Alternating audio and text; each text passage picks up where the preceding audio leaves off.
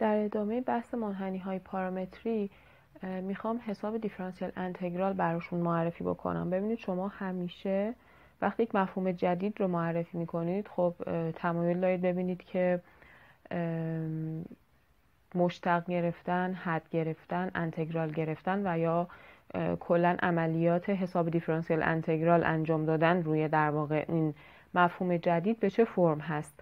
من الان منحنی هایی رو که در صفحه میشناختم به فرم دکارتی اومدم براشون یک نمایش پارامتری ارائه دادم. بنابراین علاقه‌مند هستم که موماس و یه سری از کمیت های دیگر رو با استفاده از همین نمایش پارامتری که یک منحنی در صفحه داره بتونم بررسی بکنم. فرض کنم که C یه منحنی باشه که معادله پارامتری که در واقع اون رو معرفی میکنه x برابر با ft و y برابر با gt باشه. به علاوه فرض کنم که داره این خاصیت باشه، این در واقع نمایش پارامتری، که من میتونم t رو بین این دوتا حذف کنم و y رو به فرم تابع از x بنویسم، یعنی y برابر با f بزرگ x باشه. در این صورت میخوام شروع کنم به حساب کردن مشتق و شیب خط موماس و معادله خط موماس. ببینید بیام معادله رو جایگذاری کنم. y الان برابر با gt هستش دیگه، درسته؟ x هم برابر با ft. تو همین رابطه ای که y برابر با f بزرگ x شده، بیایم به جای y بذاریم gt و به جای x بذاریم ft. اگه این کار رو انجام بدیم gt برابر میشه با ft. حالا من میتونم از این رابطه با فرض اینکه این g کوچیک، f بزرگ و f کوچیک هر سه تاشون توابع مشتق پذیری از t باشن، میتونم بیام شروع کنم با قاعده زنجیره‌ای از این مشتق گرفتن. بخوام مشتق بگیرم نسبت به t دیگه، چون الان تنها متغیری که شما دارین در این رابطه میبینید متغیر t هستش. مشتق g نسبت به t میشه j پریم. از این طرف هم بخواین مشتق بگیرین با قاعده زنجیره‌ای میشه f پریم ft ضرب در f پریم t. درسته؟ خب ft اسمش x بود، من اون رو جایگذاری کنم، بنابراین میشه f پریم بزرگ x ضرب در f پریم t. نمادگذاری رو عوض کنم، بیام j پریم رو که اینجا هست با دی y به دی t نمایش بدم، به خاطر اینکه میخوام تاکید کنم که دارم از این در واقع ایگرگی که اینجا هست نسبت به تی مشتق میگیرم. فقط نمادگذاری، هیچ کار دیگه انجام ندادم. پس j پریم رو میذارم دی ایگرگ به دی تی و این طرف هم همینطور f پریم x، f پریم بزرگ x سر جای خودش، f پریم کوچیک رو با دی x به دی تی نمایش میدم. خب حالا اگر که f پریم t مخالف با صفر باشه، من میتونم از طرفین این معادله f پریم بزرگ x رو تنها کنم و بنویسم j پریم تقسیم بر f پریم، یا به عبارت دیگه میتونم بنویسم دی y به دی تی تقسیم بر دی x به دی تی. خب این f پریمی که اینجا معرفی کردیم همون شیب خط موماس هست دیگه، درسته؟ من از ریاضی 1 میدونم که اگر که مشتق رو در یک نقطه حساب بکنم به منحنی، حالا اگر که کاری اصلا به پارامتر سازی نداشته باشین، یه منحنی داریم تو صفحه کشیده شده، تو هر نقطه شما شیب خط موماس رو اگر حساب کنید، بخواین حساب کنیم کافیه که مشتق بگیرین از رابطه تابعی که اون منحنی سیتون رو نمایش داده. درسته؟ بنابراین شیب خط موماس بر منحنی y برابر با fx در نقطه x fx، یه نقطه روی منحنی که همون f پریم x هست، طبق چیزی که الان من نوشتم مساوی میشه با اون f پریم بزرگ x رو با دی y به دی x نمایش بدیم. درسته؟ مساوی میشه با دی y به دی t، همون j پریم هست که گفتم با این نمادگذاری دیگه میتونم دی y به دی t بنویسمش، تقسیم بر f پریم که گفتم f پریم رو میتونم با دی x به دی t نمایش بدم. پس اگر که من یک منحنی پارامتری داشته باشم بدون اینکه در واقع لازم باشه اون تی رو بین x و y حذف بکنم و y رو تابع از x بنویسم، میتونم از این فرمول کمک بگیرم، یعنی دی y به دی x شیب خط موماس بر منحنی C که حالا نمایش پارامتری داره در یک نقطه‌ای مثل x f x روی منحنی برابر میشه با مشتق مؤلفه y نسبت به t. نمایش پارامتری به من دادن، y و x رو تابع از t دادن، نمایش در واقع مشتق اون y رو نسبت به t حساب میکنم، تقسیم میکنم بر مشتق اون x نسبت به t، به هم این حاصل این تقسیمی که اینجا هست میشه دی y به دی x شیب خط موماس به منحنی. بنابراین لازم نیست من تی رو از بین ببرم، از همین فرمول مستقیم شیب خط موماس رو حساب میکنم. یه نکته ای ببینید، منحنی های پارامتری چون معمولا در فیزیک خیلی کاربرد دارن، منحنی های پارامتری رو مسیر حرکت ذره ها تصور میکنن. خب یعنی مثلا میگن یه ذره با یک در واقع سرعتی توی صفحه داره حرکت میکنه، از خودش ردی به جا میذاره، اون ردی که به جا میذاره اسمش میذارن منحنی سی، میشه یک منحنی پارامتری. خب و اون تی هم در واقع نقش زمان رو بازی میکنه معمولا در لحظه های مختلف. من میخوام ببینم که مثلا رو منحنی سی ذره‌ام کجا هستش. اگر که من به این دید نگاه بکنم به یک منحنی پارامتری، اون وقت این دی وای به دی تی میشه سرعتی که در واقع اون ذره در راستای قائم داره. وقتی یه ذره در صفحه حرکت بکنه در دو بعد داره حرکت میکنه دیگه، پس یه سری حرکت در راستای محور ایگرگ ها داره، در راستای قائم داره، یه سری حرکت در راستای افق یا در راستای محور ایکس ها داره. پس اون دی وای به دی تی میشه سرعتی که در راستای محور ایگرگ ها داره و دی ایکس به دی تی میشه سرعتی که در راستای افق یا در راستای محور ایکس ها داره که بهشون میگیم سرعت های قائم یا سرعت های افقی. درسته؟ شیب خط مماس هم یعنی دی وای به دی ایکس هم به منحنی توی هر لحظه نسبت این دوتا سرعت هستش. حالا یکی از سوال‌هایی که معمولاً در نمایش‌های پارامتری یک منحنی از ما پرسیده میشه این هستش که من ببینم منحنی که در واقع دارم چه زمانی مماس افقی داره، چه زمانی مماس قائم داره. ببینید منحنی شما اگر قرار باشه که مماس افقی داشته باشه، باید مثلا در یک لحظه‌ای مثل تی صفر قرار مماس افقی داشته باشه. توی اون لحظه نباید سرعت قائم داشته باشه. درسته؟ بنابراین باید دی وای به دی تی برابر با صفر باشه. ولی در راستای افق باید حرکت کنه. سرعت قائم نباید داشته باشه، اما در راستای افق دارای حرکت باشه که در واقع اون حرکتی که در راستای افق داره یه سرعتی رو بهش بده که باعث بشه مماس که در واقع به منحنی رسم کنیم بشه مماس افقی. بنابراین اگه به شما یک منحنی پارامتری دادن و گفتن در چه لحظه‌ای منحنی شما مماس افقی داره، شما میان سرعت قائم رو مساوی با صفر قرار میدین، یعنی دی وای به دی تی رو مساوی با صفر قرار میدین، تی ها رو حساب میکنید. منتها این تی ها نباید باعث صفر شدن سرعت افقی بشن، یعنی دی ایکس به دی تی تون باید مخالف با صفر باشه. برعکسش هم هست، یعنی اگر از شما مماس های قائم رو بخوان، شما باید در راستای افق هیچ حرکتی نداشته باشین. در راستای افق حرکت نداشته باشین یعنی سرعت افقیتون صفر باشه، یعنی دی ایکس به دی تی صفر باشه. منتها اینجا باز دوباره در راستای قائم نباید ساکن باشین، در راستای قائم هم باید حرکت داشته باشین. به عبارت دیگه دی وای به دی تی تون باید مخالف با صفر باشه. بنابراین اگر که ازتون خواستن مماس قائم به این منحنی در لحظه های مختلف حساب بکنید، شما دی ایکس به دی تی رو مساوی با صفر قرار میدین. منتها اون تی هایی از این یه معادله میشه دیگه مساوی با صفر، تی های قابل قبول هستن که دی وای به دی تی رو صفر نکنن.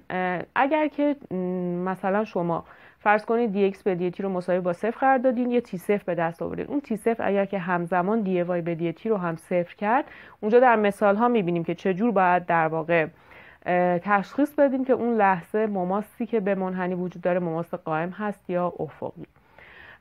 بریم سراغ چرخزاد رو با هم پارامتر سازی کرده بودیم. x رو گرفته بودیم r در تتا منهای سینوس تتا، y رو گرفته بودیم r در 1 منهای کوسینوس تتا. این معادله چرخزاد بود. حالا الان ربطی به چرخزاد بودنش هم نداره، یعنی فعلا در ابتدای امر که گفته معادله چرخزاد میتونه اصلا کلای معادله پارامتری به ما داده، کاری ندارم به اینکه این منحنی چرخزاد هستش.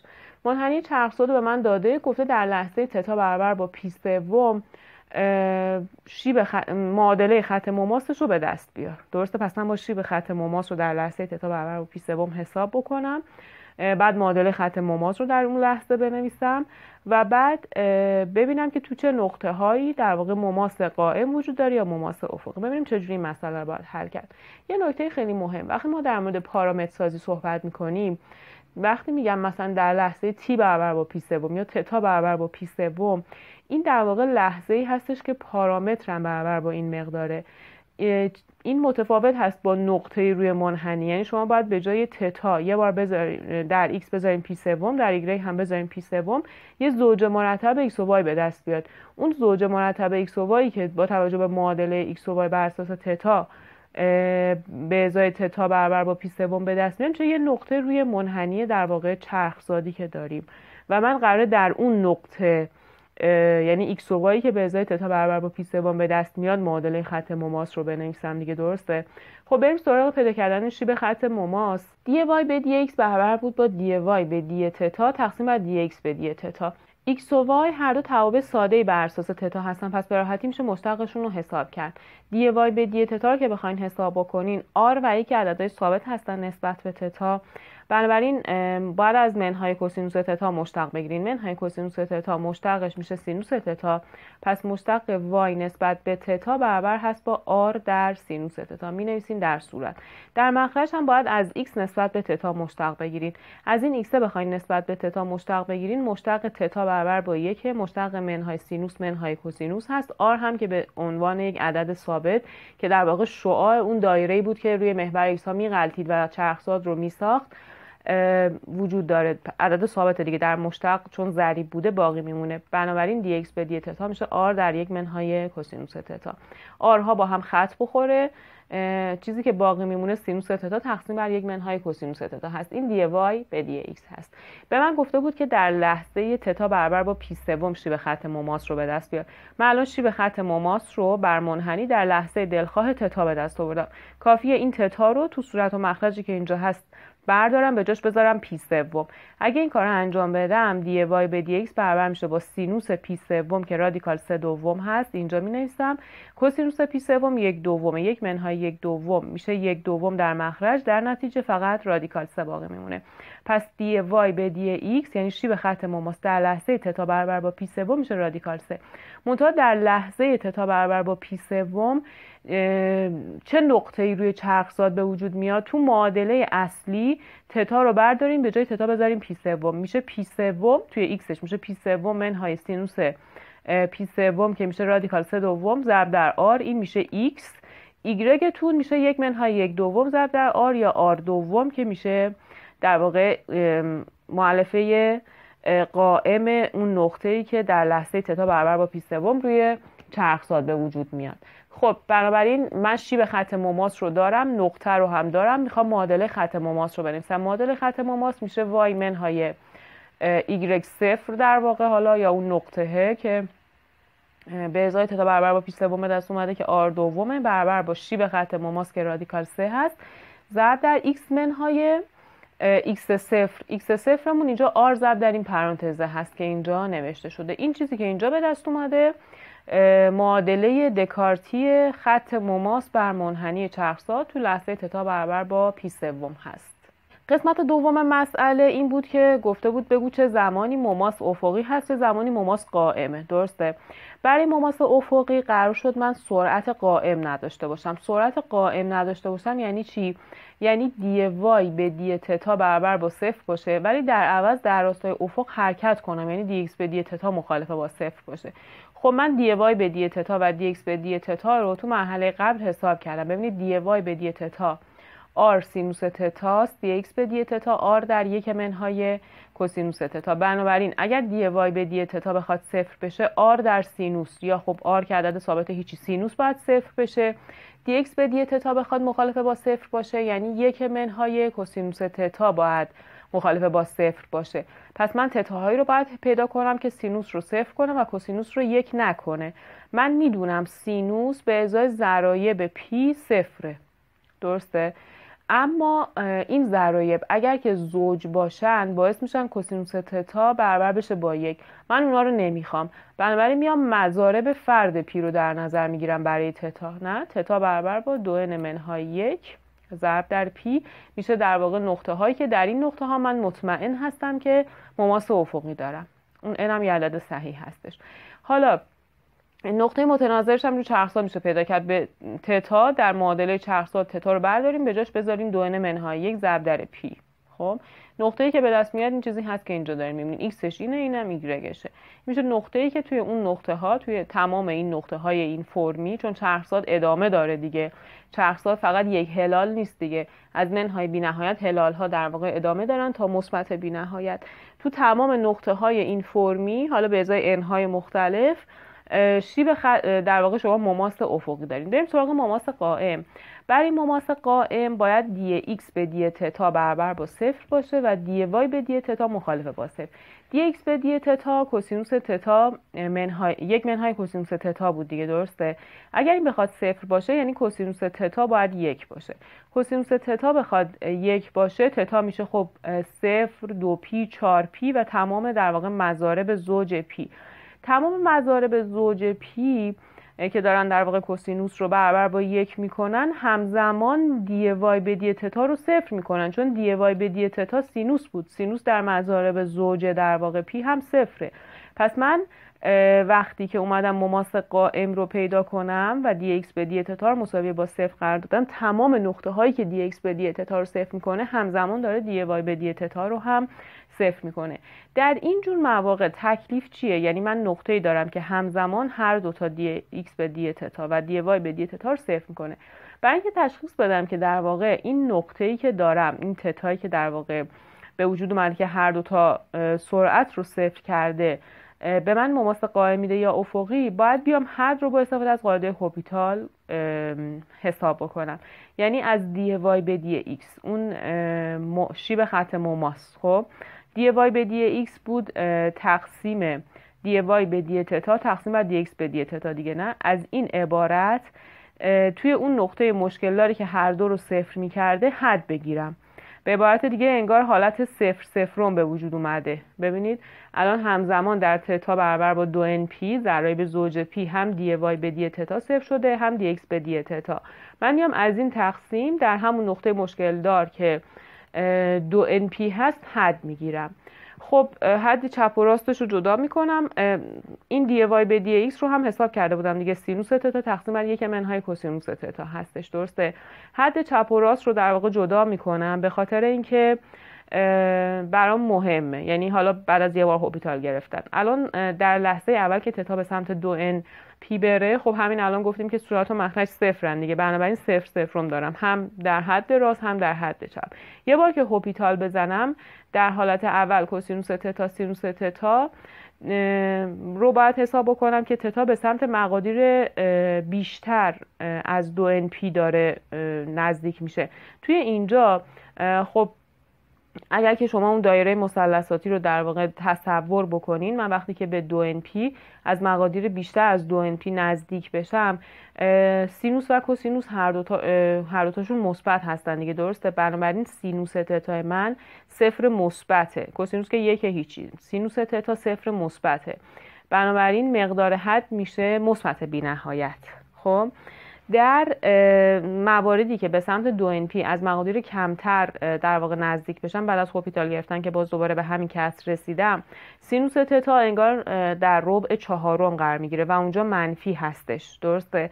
بنابراین من به عبارت منهای بی نهایت میرسم. خب حالا تکلیف چیه؟ بعد از اینکه این حد رو حساب کردیم و حالا شده مثبت بی نهایت منهای بی نهایت، تکلیف اینه که اگر جواب حد شما بی نهایت شد مثل اینجا، یعنی شما یه نقطه‌ای دارین که توی اون نقطه هم دی ایکس به دی تتا 0 هم دی وای به دی تتا 0، اومدین از دی وای به دی ایکس از شیب خط مماس از حاصل تقسیم این دوتا عبارت بر هم توی اون نقطه مشکل ساز حد گرفتین.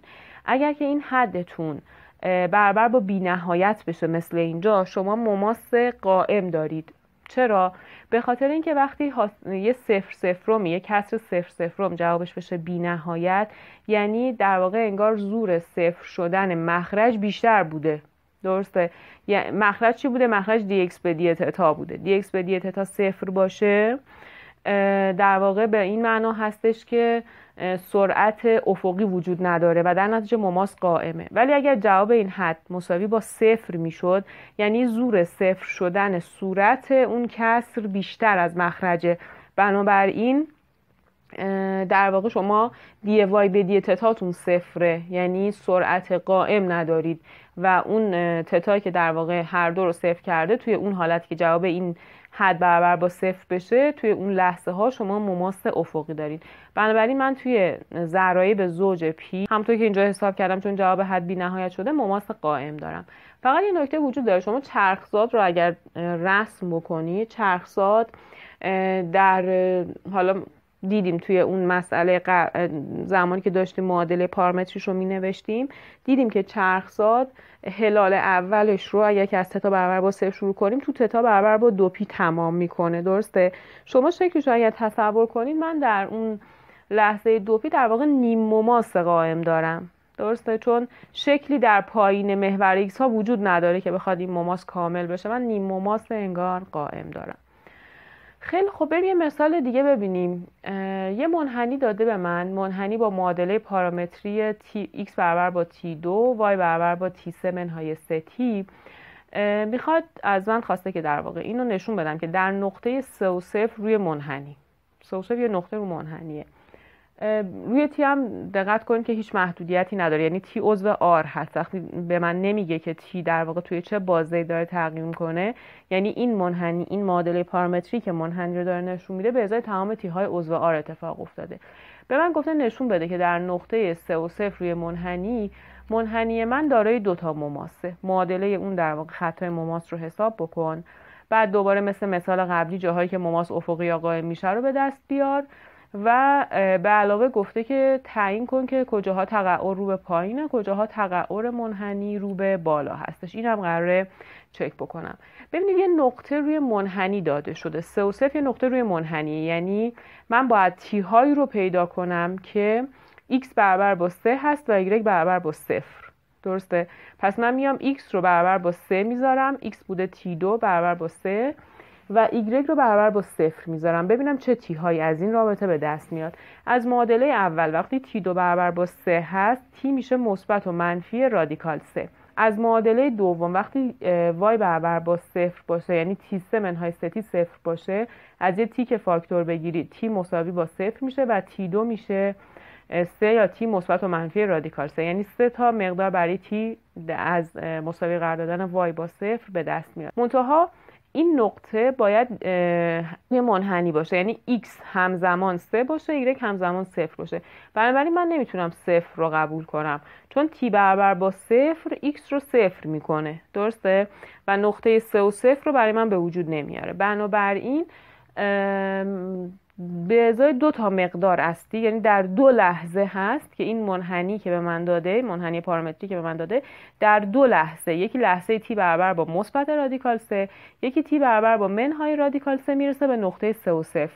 به عبارت دیگه منحنی خودش رو قطع میکنه. خب در نقطه 3 و 0 منحنی خودش رو قطع میکنه که در واقع انگار یه بار در حالت رفت، یه بار در حالت برگشت تو نقطه 3 و 0 با خودش برخورد میکنه و این دلیلش این هستش که من 2 تا زمان به دست آوردم برای رسیدن به نقطه 3 و 0 روی منحنی. حالا شکلش رو با هم دیگه میبینیم. خب وقتی من 2 تا تی دارم میتونم شیب خط مماس رو به ازای 2 تا لحظه حساب کنم دیگه. دی وای به دی ایکس برابر میشه با دی وای به دی تی تقسیم بر دی ایکس به دی تی. خیلی راحت از y و x میشه نسبت به t مستقل گرفت. از y نسبت به t مستقل بگیریم 3t2 منهای 3 هست، اینجا نوشتم. از x نسبت به t مستقل بگیریم میشه 2t، اینجا نوشتم. خب t یه بار مثبت رادیکال 3 باشه، یه بار منهای رادیکال 3 باشه، جایگذاری کنید به ازای این t هایی که اینجا هست. 2 تا مقدار براتون به دست میاد، مثبت رادیکال 3 و منهای رادیکال 3. بنابراین معادله اون 2 تا خط مماس به منحنی توی نقطه 3 و 0 میشه y برابر با رادیکال 3، y منهای 0 در واقع برابر با رادیکال 3 در x منهای 3 و y منهای 0 در منهای رادیکال 3 در x منهای 3. اینا میشن معادله های دکارتی در واقع خط های مماس بر منحنی در اون نقطه 3 و 0 که به ازای 2 لحظه مختلف اتفاق افتاده بود. حالا گفته بود جاهایی که مماس قائم و افقی هست رو به دست بیار. برای مماس افقی قرار شد سرعت قائم نداشته باشیم، یعنی دی وای به دی تی برابر با 0 باشه، همزمان دی ایکس به دی تی مخالفه با 0. دی وای به دی تی شده بود 3t2 منهای 3. این اگر بخواد 0 باشه t2 میشه 1 و t میشه مثبت و منفی 1. هیچ کدومشون دی ایکس به دی تی رو 0 نمی‌کنن، چون x بود t2، بنابراین دی ایکس به دی تی میشه 2t. در هر 2 لحظه مثبت 1 و منهای 1 مخالفه با 0. پس من در هر 2 لحظه t برابر با مثبت 1 و t برابر با منهای 1 دارای در واقع مماس افقی هستم. نقطه هاش رو بخواید روی منحنی به دست بیارین، در معادله پارامتری داده شده به جای تی یه بار بذارین 1 بار منهای 1، 2 تا نقطه واسهتون به دست میاد، 1 و 2، 1 و منهای 2. اینا نقطه هایی هستن که شما توی اون نقطه ها دارای مماس افقی هستید. برای مماس قائم باید بیایم dx به dt رو مساوی با 0 بذاریم. dx به dt مساوی با 0 باشه یعنی 2t مساوی با 0 باشه، یعنی t مساوی با 0 باشه. و خب باز دوباره واضحه که در لحظه t برابر با 0 dy به dt مخالف با 0 چون فقط تو مثبت و منفی 1 0 میشد. پس من در لحظه t برابر با 0 که خب تی اگر 0 باشه نقطه که روی منحنی به وجود میاد مبدأ هست، دارای مماس قائم هستم. یه سوال دیگه که از من پرسیده بود این بود که بگو در واقع جهت تقعر منحنی کجاها رو به بالاست کجا رو به پایینه. ما برای پیدا کردن جهت تقعر باید مشتق دوم حساب کنیم. درسته؟ مشتق دوم حساب بکنیم. ببینید مشتق دوم یعنی از y نسبت به x دوبار مشتق بگیر. خب من الان نمیخوام این کار رو انجام بدم که t رو بین در واقع x و y حذف کنم، بعد y بشه یه تابعی بر اساس x و بعد شروع کنم ازش مشتق گرفتن. نه، میخوام از قاعده زنجیره‌ای کمک بگیرم. از قاعده زنجیره‌ای کمک بگیرم و از dy به dx در واقع یه بار دیگه نسبت به x مشتق بگیرم. الان نماد d2y به dx2 یعنی از dy به dx یه بار دیگه نسبت به x مشتق بگیر. خود dy به dx یه تابعی بر اساس x بوده انگار دیگه. درسته؟ ببینید ما اون اول گفتیم اگر که من زمانی که می‌خواستم مشتقم حساب کنم گفتم اگر y تابعی مثل f بزرگ بر اساس x باشه مشتقش میشه حاصل در واقع اون تقسیم. حالا dy به dx هم درسته من ضابطه‌شو ندارم ولی dy به dx هم خودش یک تابعی بر اساس x هست. بنابراین مثل اون f بزرگ تصورش کنید. بنابراین وقتی من میخوام ازش مشتق بگیرم نسبت به x باید یه کسر رو حساب بکنم، کسری که در صورتش از این تابعه نسبت به t مشتق بگیرم، در مخرجش از x نسبت به t. یعنی میگم شما در واقع فرض کنید این dy به dx اصلا وجود نداره، به جاش همون y رو بذارین، دارین از y نسبت به x مشتق میگیرین در حالی که میدونید x تابعی از t هست، y هم تابعی از t هستش. بخواید مشتق بگیرین طبق فرمولی که همون ابتدای در واقع بحث به دست آوردم میشه مشتق اون، حالا مثلا فرض کن با y بزرگ نمایش شدم، مشتق اون y بزرگ نسبت به t در صورت تقسیم بر مشتق x نسبت به t در مخرج. درسته؟ حالا اون y بزرگ رو بردارین به جاش dy به dx قرار بدین. خب dy به dx رو هم که من حساب کرده بودم دیگه تو مرحله قبلی dy به dx رو یه تابع بر اساس t این شکلی محاسبه کردم. حالا از این در واقع نسبت به t میخوام مشتق بگیرم. درسته؟ از این نسبت به t میخوام مشتق بگیرم. مشتق صورت در مخرج منهای مخرج در صورت در مخرج به توان 2 میشه چیزی که اینجا نوشتم. از dx به dt رو هم که بخوام حساب کنم x بوده t2 که مشتقش میشه 2t. ساده کنید برابر میشه با 3 در t2 به علاوه 1 تقسیم بر 4 t3. خب الان این میخوام تعیین علامتش کنم برای پیدا کردن جهت تقعر. برای اینکه این تعیین علامت بشه صورتش که همواره مثبته t2 به علاوه 1 خب یه باعث همواره مثبته. اگر که یعنی علامت در واقع این d2y به dx2 منوط میشه به علامت t چون توان t در مخرج 3 هستش. بنابراین اگر که t مثبت باشه این مثبته، این کسری که اینجا هست میشه عبارت مثبت و تقعر منحنی من میشه رو به بالا، و اگر که t منفی باشه d2y به dx2 میشه منفی و تقعر میشه به سمت پایین. پس برای لحظه های بیشتر از 0 من در واقع دارای تقعر رو به بالا هستم و برای لحظه های منفی تقعر رو به پایین. خب بیایم شکلش رو رسم بکنیم. شکل رو من حالا میشه نقطه داد، میشه به اون در واقع x و y که هست شروع کنید به نقطه دادن به t و یه شکل حدودی بکشید. اما این کار سختیه به جهت اینکه بازه ندارین برای t دیگه. من میخوام کلی شکل رو رسم کنم. ببینید با توجه به همون معادله پارامتری ببینیم چه اطلاعاتی میشه به دست آورد. ببینید نکته که هست اینه که x برابر با t2. وقتی x برابر با t2 یعنی x مثبته، پس شکل شما کاملا در قسمت مثبت محور x ها قرار داره و شما در قسمت منفی محور x های شکل نباید داشته باشین. خب بعد نکته دیگه این بود که شکل شما در نقطه 3 و 0 که دو تا لحظه بودن t برابر با مثبت رادیکال 3 و منهای رادیکال 3 خودش رو قطع می‌کرد. خب این از این. و نکته دیگه که به دست اومد این بود که برای t های مثبت تقعر به سمت بالاست و t های منفی تقعر به سمت پایین. خب ایگرگ رو تعیین علامت کنیم. ایگرگ یه ضابطه‌ای داشت دیگه، T3 منهای 3T2 بود اگر اشتباه نکنم. ایگرگ رو اگر که برگردیم با هم دیگه نگاه کنیم، ایگرگ بود T3 منهای 3T. خب T3 منهای 3T 3 تا ریشه داشت، منهای رادیکال 3 0 و رادیکال 3.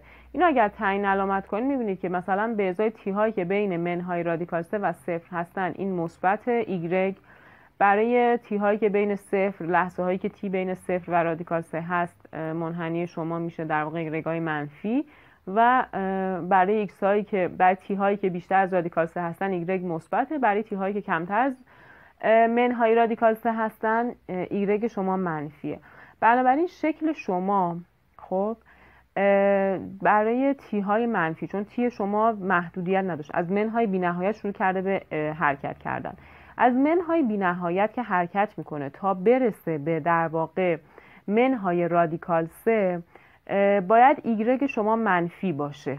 در لحظه منهای رادیکال 3 هم ایکس شما هم ایکستون برابر با 3 میشد و ایگرگتون برابر با 0. خب پس شکل شما از منهای بی‌نهایت شروع میکنه به حرکت کردن اومدن تا رسیدن به لحظه تی برابر با منهای رادیکال 3 که نقطه 3 و 0 بود. خب و با تقعر رو به سمت پایین هم این حرکت رو ادامه داره دیگه. شما الان این قسمت قرمز رنگ رو ببینید، تقعرش به سمت پایینه. چرا؟ چون تی منفیه. من الان گفتم تی منفی تقعر شکل من رو در واقع به سمت پایین قرار میده. پس من با یک منحنی خم که تقعرش به سمت پایین هست از منهای بی‌نهایت شروع کردم به اومدن تا رسیدن به نقطه 3 و 0. در نقطه 3 و 0 خب روی محور ایکس ها قرار دارم. بعد وقتی که تی بین منهای رادیکال 3 و 0 داره حرکت میکنه، تی بین منهای رادیکال 3 و 0 داره حرکت میکنه، ایگرگ من مثبته. وقتی که تی 0 باشه من میرسم به مبدأ. خب چون در لحظه تی برابر با 0 هم ایکس 0 هم ایگرگ 0. درسته؟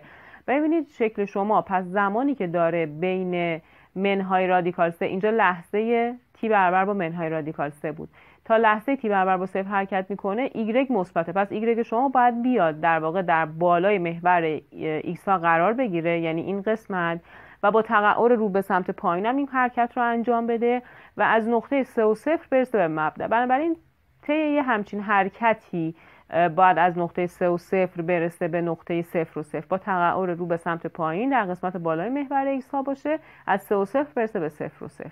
درسته؟ الان دارین نگاه میکنین که در لحظه تی برابر با منهای 1 که تی برابر با منهای 1 نقطه داشت دیگه، نقطه 1 و 2 بود. نقطه 1 و 2 این نقطه که روی منحنی هست نقطه 1 و 2 هست. در لحظه تی برابر با منهای 1 شما مماس افقی دارید. خب بعد چه اتفاقی میفته؟ از لحظه تی برابر با 0 تا تی برابر با رادیکال 3 باز ایگرگ منفی، یعنی باید شکل شما در زیر محور ایکس ها قرار داشته باشه. خب از مبدأ تی برابر با 0 شما مبدأ بودید، تی برابر با رادیکال 3 دوباره برمیگشت به نقطه 3 و 0 و اینجا چون باز تی مثبت شده تقعر به سمت بالاست. پس شما با تقعر به سمت بالا از نقطه 0 و 0 باید به نقطه 3 و 0 برسید. درسته؟ و این حرکت رو در زیر محور ایکس ها انجام بدید. پس میشه یه همچین در واقع نیم هلالی که اینجا دارید میبینید. درسته؟ باز در لحظه تی برابر با 1 که نقطه 1 و منهای 2 به دست میومد مماس شما افقی هستش. حالا بعد از اینی که در واقع رسیدیم به لحظه تی برابر با رادیکال 3، از تی برابر با رادیکال 3 به بعد ایگرگ شما مثبته. درسته؟ بنابراین ایگرگ شما این ادامه منحنی تا بی نهایت ادامه پیدا میکنه با تقعر به سمت بالا. پس یه شکل تقریبی که من دارم با این منحنی، با این در واقع پارامتر سازی که داده شده، میشه این چیزی که اینجا دارید میبینید. همیشه اینطوری نیست که من بتونم با تحلیل خیلی راحت حساب کنم، ولی خب این منحنی رو با توجه به این تحلیلی که در واقع انجام دادیم برای مشتق اول و مشتق دوم تونستیم یه شکل تقریبی بدون نقطه یابی ازش رسم کنیم. یکی دیگه از کمیت هایی که من قراره برای منحنی های پارامتری مورد بحث قرار بدم بحث مساحت هستش. من میدونم اگر منحنی دکارتی y برابر با fx رو داشته باشم، از لحظه x برابر با a تا لحظه x برابر با b مساحتی که زیر در واقع y برابر با fx هست، به شرطی که این مثبت باشه، طبق یکی از اولین در واقع کاربرد انتگرال معین میشه انتگرال از a تا b fx dx یا انتگرال از a تا b y dx. درسته؟ حالا میخوام ببینم اگر که منحنی پارامتری داده شده باشه چه اتفاقی میفته. اگر که من با معادلات پارامتری x برابر با ft و y برابر با gt که t بین در واقع آلفا و بتا هست، تی بین آلفا و بتا هست، منحنیم یک بار رسم شده باشه، قاعده زنجیره رو به کار ببرم، روش جانشینی تو انتگرال معینم به کار ببرم، اتفاقی که میفته این هستش که فرمول مساحت به این فرم میشه خودش که بوده انتگرال از a تا b y در dx. خب حالا قراره همه چیز بر اساس تی نوشته بشه، پس کرانها باید به جای آب آلفا و بتا باشن، میشه انتگرال از آلفا تا بتا. ایگرگ رو جایگذاری کنید، یعنی به جای ایگرگ بذارین جی تی، به جای دی ایکس هم بذارین اف پریم تی دی تی. بنابراین فرمول حساب کردن مساحت با توجه به معادله پارامتری یک منحنی دیگه من یعنی لازم نیست که بیام تی رو حذف کنم، وای رو تابع از ایکس بنویسم و بعد مساحت رو حساب کنم. نه، من میگم که خیلی خب منحنی به من داده شده، منحنی در بالای محور ایکس ها هم قرار داره به ازای تی برابر با آلفا تا تی برابر با بتا. من برای اینکه در واقع بیام مساحت رو حساب کنم میام جی تی رو اینجا مینویسم، یعنی ایگرگ رو به جای دی ایکس از این رابطه مشتق بگیرین دیگه، دی ایکس میشه فریم تی دی تی، اونو اینجا میذارم. منتها فقط یه نکته وجود داره، این آلفا و بتا ممکنه از آلفا تا بتا باشه، ممکنه از بتا تا آلفا. این بستگی به این داره که وقتی که در واقع شما تی تون برابر با آلفا هست، نقطه در واقع ابتدای منحنی شما آ میشه یا بی میشه. این خیلی مهمه، یعنی وقتی تی برابر با آلفا هست آیا ایکس برابر با آ هست یا ایکس برابر با بی، وقتی تی برابر با بتا هست ایکس برابر با آ هست یا ایکس برابر با بی. بسته به این شما باید کرانها رو یا از آلفا تا بتا بذارین یا از بتا تا آلفا.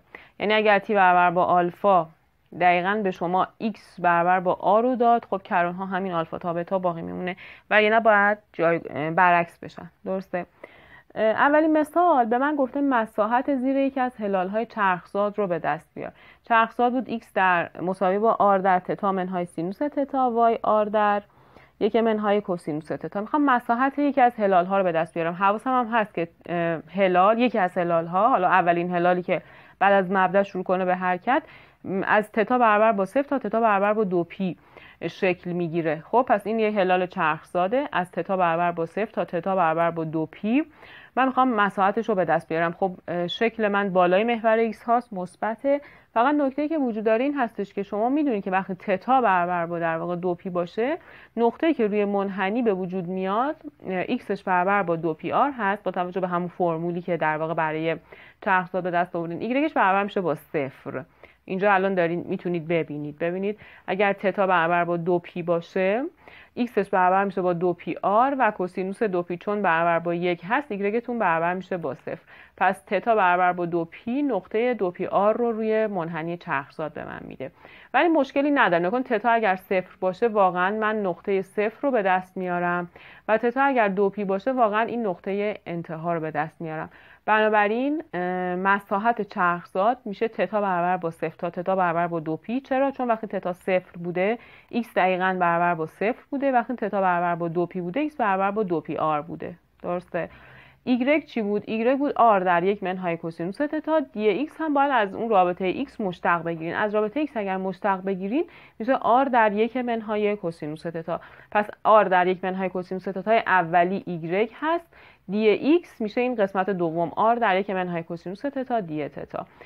r ها تو هم ضرب میشه r2 از انتگرال میاد بیرون چون عدد ثابته، میشه از 0 تا 2 پی یک منهای کوسینوس تتا به توان 2. پرانتز رو به توان 2 برسونید با این عبارت رو به رو میشین یک منهای 2 تا کوسینوس تتا که خب انتگرالش راحت بر اساس تتا قابل محاسبه است، توان دوم کوسینوس. برای پیدا کردن انتگرال توان دوم کوسینوس شما باید در واقع از این رابطه استفاده کنید که کوسینوس به توان 2 میشه 1 علاوه کوسینوس 2 تتا دوم. درسته؟ انتگرال بگیرید، یک انتگرالش نسبت به تتا میشه تتا منهای در واقع 2 تا کوسینوس تتا، انتگرالش برابر میشه با منهای 2 تا سینوس تتا، چیزی که اینجا نوشتم. فقط این 1/2 رو من با 1 جمع کردم شده 3/2 و جواب انتگرال شده 3/2 تتا. کوسینوس 2 تتا انتگرالش میشه 1/2 سینوس 2 تتا، یه 1/2 پشت سرش داشته، 1/4 سینوس 2 تتا. از 0 تا 2 جایگذاری میکنید، این عدده به دست میاد. این میشه مساحت یکی از هلال‌های چرخزاد. اگر که دقت کنید این 3 برابر مساحت دایره‌ای هستش که اینو ساخته. نه دایره شعاعش آر بود دیگه، بنابراین مساحتش PR2 بود، ولی مساحت زیر هلال چرخزادی که با استفاده از اون دایره به دست اومده 3 برابر مساحت چرخزاد، 3 برابر مساحت اون دایره مولدش هستش. خب میخوام مساحت بیضی رو به دست بیارم. x برابر با آ کوسینوس، y برابر با b سینوس، آ و ب مثبت، تتا بین 0 و 2 بیضی کامل. مساحتش رو میخوام به دست بیارم. از همین فرمول میخوام استفاده کنم دیگه. فرمول بود انتگرال از آلفا تا بتا، در واقع اون ایگرگ که باید در بجاش جی تتا رو بذارم ضرب در دی ایکس که به جای دی ایکس باید اف پریم تتا دی تتا بذارم. خب ببینیم چی میشه. اولا که من شکلم تقارن داره. خب این 4 قسمت با هم دیگه مساوی هستن، پس من فقط قسمتی در ربع اول هست رو حساب میکنم، مساحتش رو ضرب در 4 میکنم، پس میشه 4 برابره. اگر بخواید دکارتی نگاه بکنید توی این قسمت اولی که قسمتی از بیضی که در ربع اول هست، بخواید دکارتی نگاه کنید، شما مساحت زیر این ایگرگ رو دارین حساب میکنید، نمیدونید ایگرگ چه ضابطه‌ای بر اساس ایکس داره. خب ایگرگی رو دارین حساب میکنید از کجا؟ از ایکس برابر با 0 تا ایکس برابر با آ. پس من 4 برابره از ایکس برابر با 0، تأکید میکنم از ایکس برابر با 0 تا ایکس برابر با آ ایگرگ رو دارم حساب میکنم. خب این تا اینجا دکارتیه. من میخوام اینو تبدیل کنم به پارامتری. ببینید وقتی که x برابر با 0 هست، چون اگر یادتون باشه با این پارامتر سازی که الان نوشتیم جهت حرکت روی این بیضی پادساعتگرد بود، پس من از اینجا شروع کردم به حرکت رسیدم به این نقطه.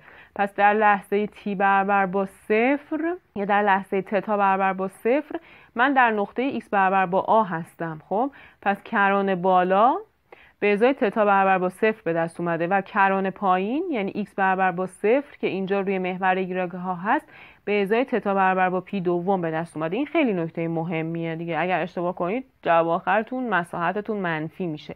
پس من به این دقت میکنم که میشه از پی دوم تا 0، چون تتا برابر با پی دوم هست که منو به x برابر با 0 میرسونه. ببینید انتگرال اول نسبت به x دیگه، پس این کران پایین مربوط به x، انتگرال در واقع نسبت به x میگه کران بالا مربوط به x. تتا برابر با پی دوم x رو 0 میکنه، تتا برابر با 0 هم x رو برابر با آ میکنه. به جای y مقدار b سینوس رو میذارم، به جای دی x هم مشتق میگیرم از اون x که میشه منهای آ در سینوس تتا دی تتا. باز به سینوس به توان 2 میرسه در واقع. انتگرال هم میشه 1 منهای کوسینوس 2 تتا دوم که راحت به دست میاد. از 0 تا پی دوم جایگذاری میکنم. حواسم هم هست که این منهایی که اینجا بود رو با جابجا کردن کران در واقع انتگرال با هم دیگه حذفشون کردم. جابجا میکنم کران انتگرال رو که خب کران پایینم از کران بالام کمتر باشه. یه منها هم در واقع اینجا داشت، این دوتا همدیگه رو خنثی کردن شد مثبت از 0 تا پی دوم و جواب آخر میشه پی در آ ضرب در بی. توی مثال بعدی گفته فرض کنید که R ناحیه محصور به حلقه این منحنی باشه که همین الان با هم رسم کردیم. x برابر با t2، y برابر با t3 منهای 3t. مساحتش رو گفته به دست بیار. اولا شکل من متقارنه نسبت به محور x ها، پس من فقط مساحت یکی از این حلقه ها رو به دست میارم ضرب در 2 میکنم. منتها کدوم نیم حلقه بالایی یا پایینی؟ باید بالایی رو در نظر بگیریم، به خاطر اینکه ما وقتی میتونیم در واقع مساحت زیر یک منحنی رو با انتگرال حساب کنیم که اون منحنی یک منحنی مثبت باشه، بالای محور ایکس قرار داشته باشه. در غیر این صورت خب توی منفی باید ضرب کنیم.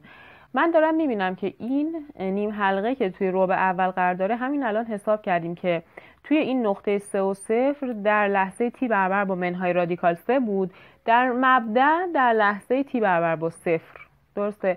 پس اگر اینو من بخوام دکارتی نگاه کنم میشه انتگرال از 0 تا 3 y dx. منتها بخوام پارامتری بنویسم این نقطه 0 به ازای t برابر با 0 به دست اومده، نقطه 3 به ازای t برابر با منهای رادیکال 3. پس مساحتم در واقع میشه 2 برابره انتگرال از 0 تا 3 y دی x میخوام پارامتریش کنم، میشه 2 از 0، چون من میدونم وقتی x برابر با 0 بود t برابر با 0 بوده. اون نقطه 3 که در واقع نیم حلقه بالایی رو در واقع به وجود آورده xش برابر با 3 هست، به ازای t برابر با منهای رادیکال 3 به دست اومده. پس میشه 2 تا از 0 تا منهای رادیکال 3 y رو مینویسم t3 منهای 3t بود، x بود t2، بنابراین مشتقش میشه 2t دی t. و حالا برای اینکه در واقع کرن انتگرال درست بشه جابجا میکنم، در یک منها ضرب میکنم، میشه منهای 4 برابره، این 2 میاد بیرون، منهای 4 برابره از منهای رادیکال 3 تا 0. مسئله رو حل میکنم، جوابش هر چی شد میشه مساحت محدود به اون حلقه منحنی. آخرین کمیتی که برای منحنی‌های پارامتری داریم بررسی می‌کنیم طول قوس هستش. من طول قوس رو فرمولش رو برای منحنی‌های دکارتی به دست آوردم. میدونم اگر که y برابر با fx باشه، x از a تا b، f بریم پیوسته باشه، به عبارت دیگه میگن منحنی هموار باشه، یعنی منحنی پیچ تند نداشته باشه، نقطه تیز نداشته باشه. توی این حالت در واقع منحنی c در واقع همچین معادله‌ای داشته باشه، معادله دکارتی داشته باشه، طولش از x برابر با a تا x برابر با b میشه انتگرال از a تا b رادیکال 1 به اضافه f پریم به توان 2 یا دی وای به دی x به توان 2 ضرب در دی x. خب حالا فرض کنید که من بتونم در واقع c رو پارامتر سازی کنم، یعنی xش برابر با ft باشه، y برابر با gt باشه، t از آلفا تا بتا. فرمول طول قوس رو ببینیم چه شکلی میشه نوشت. اولا این دی وای به دی x رو قبلا حساب کردم، دی وای به دی x میشه دی وای به دی t تقسیم بر دی x به دی t، اینو که قبلا حساب کردیم. خب یه شرط هم فعلا میذاریم، شرط اون این هستش که دی x به دی t که همون f پریم هست، ببینید دی x به دی t همون f پریم دیگه، این مثبت باشه. به عبارت دیگه f بر حسب t سودی باشه، یعنی شما وقتی t تون برابر با آلفا هست، t اگر ابتدا هست آلفا هست، دقیقاً x برابر با a بشه، یا وقتی t برابر با در واقع بتا هست x برابر با b باشه. اگر این اتفاق بیفته ببینید که انتگرال برابر با چه عبارتی میشه. طول بوده از a تا b رادیکال 1 به اضافه دی وای به دی x به توان 2 دی x.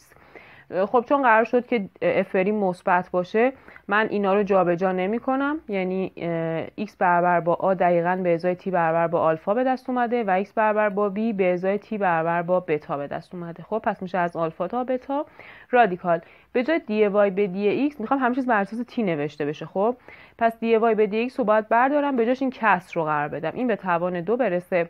چون دارم در زیر انتگرال همه چیز رو بر اساس t می‌نویسم، پس دی x هم باید حذف بشه و به جاش بنویسم دی x دی t ضرب در دی t.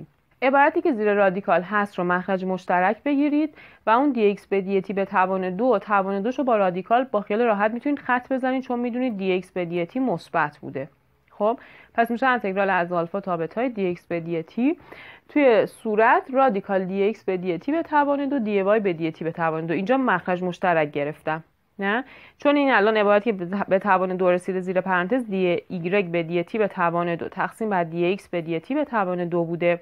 دی x به دی t به توان 2 اومده به جای 1 قرار گرفته، صورت در واقع میشه رادیکال دی x به دی t به توان 2 به اضافه دی y به دی t به توان 2. مخرج میشه رادیکال دی x به دی t به توان 2 که رادیکال و توان 2 گفتم با هم خط میخورن. اینجا هم که سر جای خودش دی x دی t ضرب در دی t. حالا شما مجازین که این دوتا رو با هم دیگه خط بزنید. بنابراین شما دارید رادیکال دی x به دی t به توان 2 به اضافه دی y به دی t به توان 2 ضرب در دی t.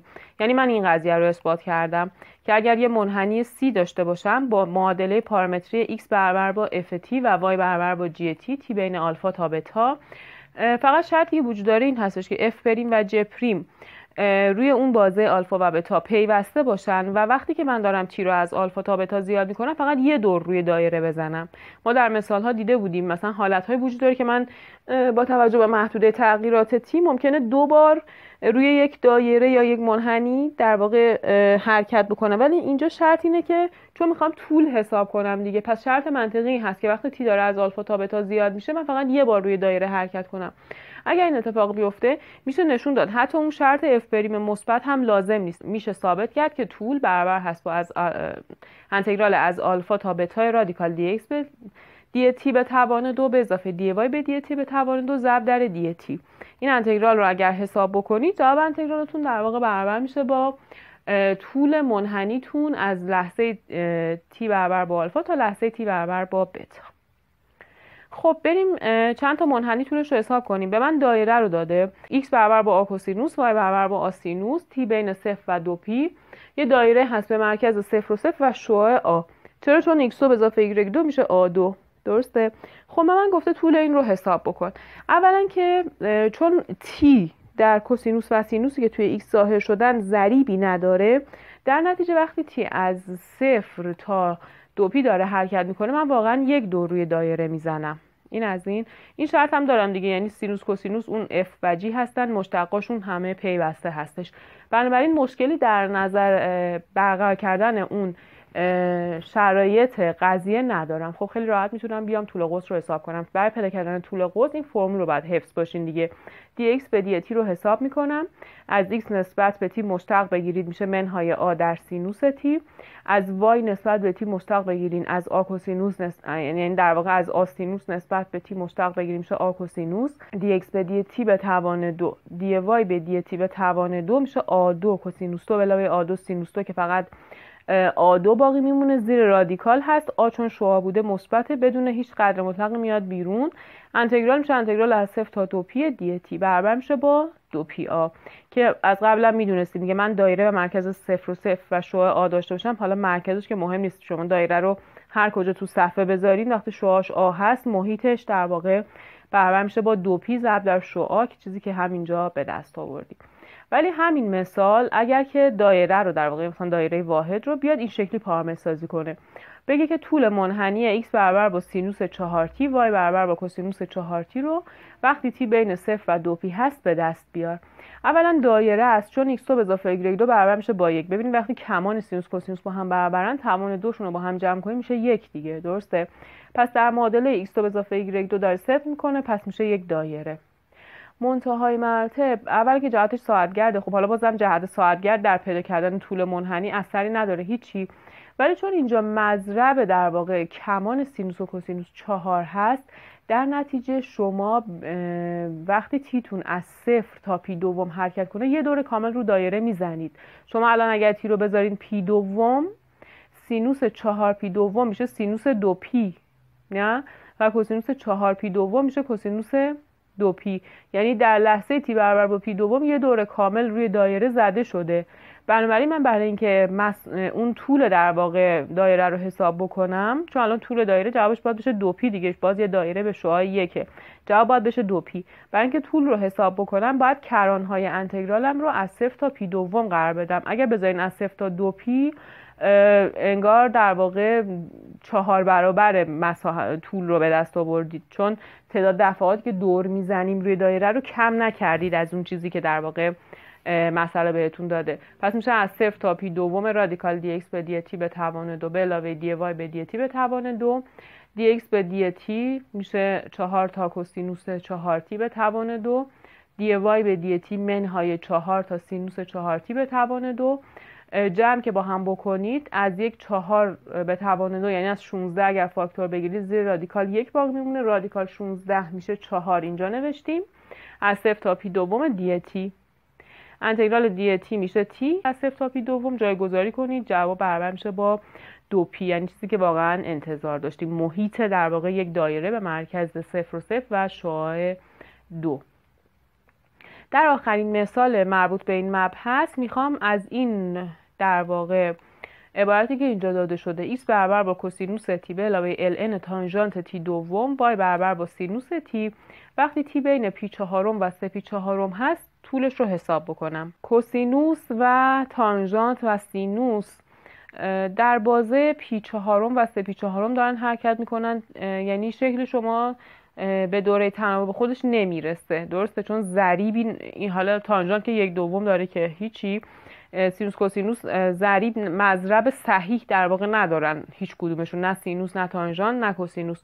بنابراین در این بازه شکل ما بر نمیگرده روی خودش شروع کنه به حرکت کردن، یعنی من یک دور قسمتی از منحنی رو طی میکنم.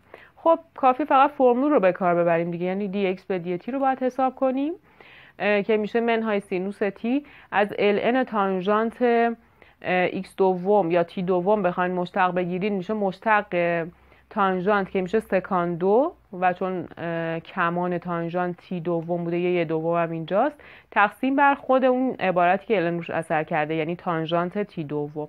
این میشه منهای سینوس تی به علاوه کوسینوس تی دوم تقسیم بر اینا رو باز کنید دیگه. سکاندو میشه 1 روی کوسینوس 2 اینجا نوشتم، تانژانت میشه سینوس روی کوسینوس. ساده که بکنید میشه 1 روی 2 در کوسینوس تی دوم. سینوس تی دوم میشه در واقع سینوس 2 تی دوم که میشه سینوس تی.